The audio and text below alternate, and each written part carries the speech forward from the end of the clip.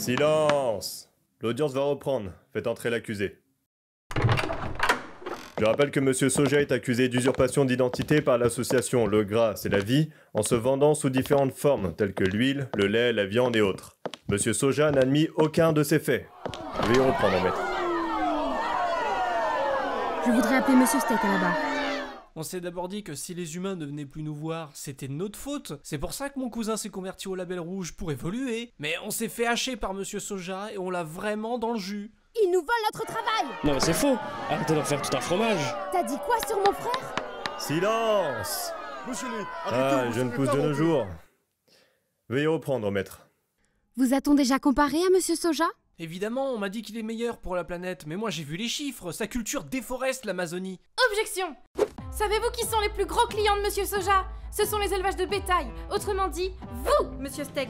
Comment? Objection accordée. Vous accusez mon client de participer à la pollution mondiale, mais j'ai enquêté sur vous, et j'ai découvert que vous avez pris part à du trafic illégal de bétail, un des trafics les plus polluants du monde alimentaire. Est-ce vrai, Monsieur Steak? Objection! Cela n'a rien à voir avec l'affaire en cours. Le témoin affirme que mon client vole son identité, mais si c'était vraiment le cas, les humains n'iraient pas vers lui non plus. Si ces derniers viennent de moins en moins vous voir, c'est parce que vos méthodes sont désastreuses et ne sont plus dans l'air du temps. Si vous préférez, c'est simplement la loi du marché. Mon client n'est en aucun cas fautif de votre perte. Objection rejetée, maître. La défense n'a plus rien à déclarer. Je vais prendre une pause avant de prononcer mon verdict. Si je déclare Monsieur Soja coupable, sa sentence sera d'1 an d'emballage plastique ainsi que de 15 000 pépins. Vous pensez que ça va le faire? Oui, largement.